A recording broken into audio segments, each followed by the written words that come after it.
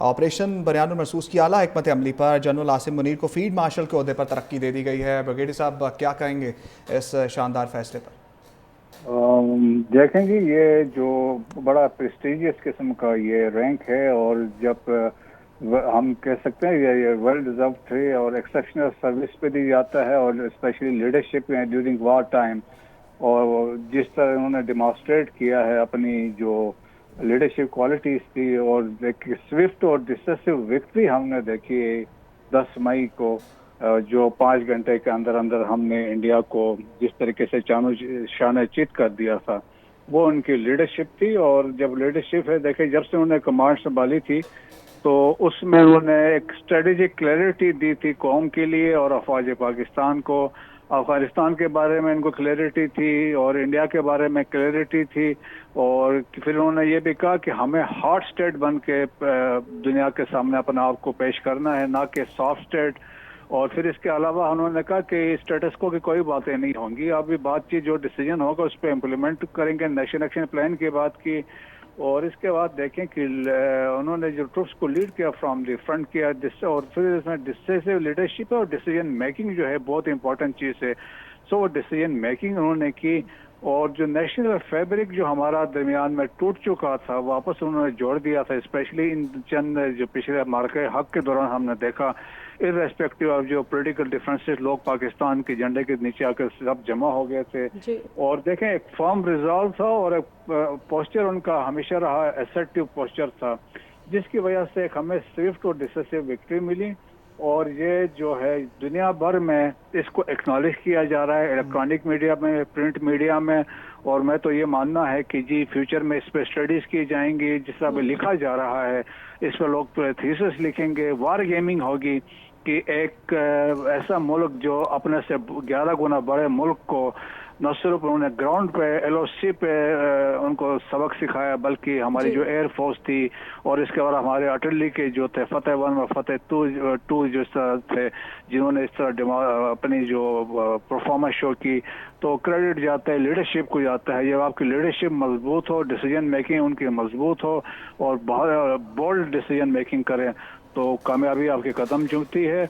और पाकिस्तान ने देखें कि एक डिसिसिव विक्ट्री हासिल की 1947 के बाद, एक दबंग तरीके से पाकिस्तान ने अपनी कामयाबी हासिल की है, और इंडिया को तमाम डोमेन ऑफ वारफेयर में हमने उनको शिकस्त दी। भारत को इस फैसले के बाद क्या मैसेज गया है ब्रिगेडियर साहब? जैसे कि मार्का हक में कामयाबी पर यह एजाज़ दिया गया है आर्मी चीफ को, काबीना के इस फैसले की टाइमिंग को किस तरह से देख रहे हैं? देखें, ये उनको भी, इंडिया को भी मैसेज है कि पाकिस्तान में जो है कि कामयाब एक ऑपरेशन जो मार्का हक था, एक कामयाब ऑपरेशन था। और जो हमने बातें की हैं, 6 जहाज हमने गिराए हैं, वो कामयाबी से हमने की, हमारे पास सबूत है। 26 टारगेट पर हमने स्ट्राइक्स किए हैं, उसके भी हमारे पास सबूत है, दुनिया मान रही है।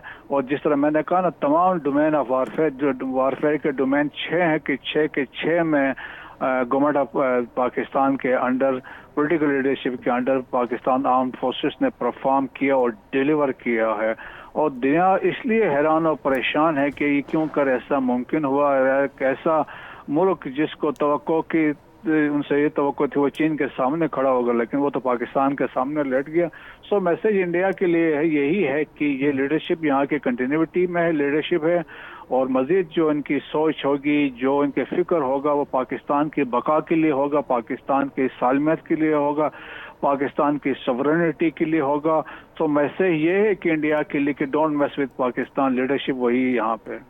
अच्छा ब्रिगेडियर साहब, एक और इंतहाई अहम फैसला किया गया है। Air chief marshal Zaheer Babar Sidhu की मुद्दत मुलाजमत पूरी होने पर खिदमात जारी रखने का भी मुतफ़िका फैसला किया गया है। खुद लीड करते रहे, कमांड देते रहे सारी रात, जो भी ऑपरेशन हुआ ज़हीर अहमद बाबर सिद्धू साहब। बिल्कुल ऐसा ही है। देखिए, बल्कि मैंने जितना जो एयरफोर्स के पुराने एयर मार्शल रिटायर्ड है, वाइस मार्शल थे, उनको भी सुना, उन्होंने कहा जिस तरीके से ये to round the clock he was in communication with his fighter pilots उनके साथ थे, और उनको फ्री उन्हें हैंड भी दिया हुआ था, और उनको गाइड भी कर रहे थे। तो ये लीडरशिप होती है। जब लीडरशिप वही होता है जब आपके प्रेजेंस लोगों को पता चले कि मेरा जो कमांडर है, मेरा जो बॉस है, मेरे साथ है।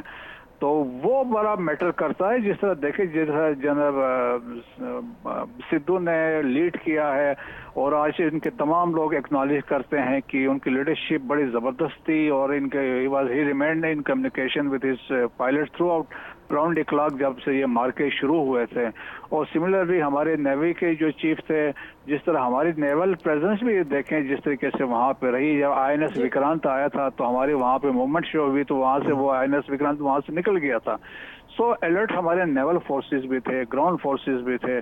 सो ओवरऑल हम ये कह सकते हैं the arm forces of Pakistan जिन्होंने डेमोन्स्ट्रेट किया अपनी bravery, professionalism under the political leadership of the country, तो मेरे ख्याल में इन सबको क्रेडिट जाता है फॉर द डिसीजन मेकिंग। और जिस तरीके से पाकिस्तान का जो एक रेलेवेंस था दुनिया भर में वो ऊंचा हुआ है। दुनिया एक्नॉलेज कर रही है पाकिस्तान को नॉट सिर्फ एक मिलिट्री फोर्स के बल्कि a geopolitical player in the world. बिल्कुल ब्रिगेड साहब, न सिर्फ चीफ्स को ये एजाज़ात दिए गए हैं बल्कि ये भी फैसला हुआ है कि जो अफवाज पाकिस्तान के अफसरान, जवान और गाजियान हैं और इसके अलावा जो शोहदा हैं उनको भी आला सरकारी अवार्ड्स दिए जाएंगे। ये फैसला भी हुआ है काबीना में। हाँ बिल्कुल, ये ऐसा ही होता है। देखें कि ये एक मार्का हुआ और एक ये फुल फ्लैश कॉन्फ्लिक्ट था, तो इसके एजाज के तौर पे जो लोग एक्टिव सर्विस में होते हैं उनको ये एजाज़ दिया जाता है। वो रिबन लगा सकते हैं और अपने सर्मोनियल ड्रेसेस में ये मेडल्स भी लगा सकते हैं। और इसके बाद यकीनन जो लोगों ने एक्टिवली इसमें हिस्सा लिया है अब उनके साइटेशंस भी होंगी और उनको अवार्ड भी दिए जाएंगे। बहुत सारे जिसमें कंट्रीब्यूशन है पाकिस्तान एयरफोर्स के भी है, पाकिस्तान आर्मी के लोग हैं और बाकी लोग होंगे जो अभी सब्सिक्वेंटली आप देखेंगे उनको भी एक्नॉलेज किया जाएगा। जिस तरह शोहदा के लवाकिन को गवर्नमेंट ऑफ पाकिस्तान ने एक एहसास दिलाया उनको कि वो अकेले नहीं है। जिस तरह तीनों सर्विसेज के चीफ गए हैं तो फिर लोकल कमांडर्स भी जाते रहे हैं, तो वो एक्नॉलेजमेंट होती रहेगी। ठीक है ब्रिगेडियर साहब, साथ ही रहेगा ब्रिगेडियर टाइगर गजनफर अली साहब ने भी यहाँ पर हमें ज्वाइन किया। ब्रिगेडियर साहब बहुत शुक्रिया आपके वक्त का। जनरल आसिम मुनीर को फील्ड मार्शल के ओहदे पर तरक्की दी गई है, क्या कहेंगे आप?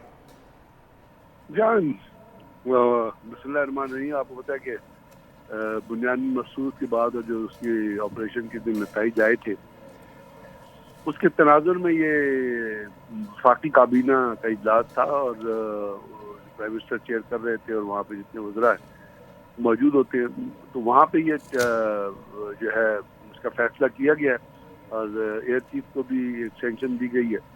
अब इसकी बुनियाद तो जो बनी वो बुनियादी मकसूद के अंदर जो पाकिस्तान आर्मी ने, पाकिस्तान एयरफोर्स ने जो कामयाबी हासिल की है और ये पॉसिबल हुआ है कि दोनों सर्विसेज ने और इनमें पाकिस्तान नेवी जो साइलेंट हीरोज के तौर पे सी में मौजूद थी और उसके के बाद चूँकि इंडिया ने पाकिस्तान के सिविल टारगेट्स को हिट किया था, हमारे मसाजिद को और हमारे लोगों को सिविलियन को शहीद किया था, तो पाकिस्तान ने जो उसके बारे में जो स्ट्रैटेजी इस्तेमाल की, जो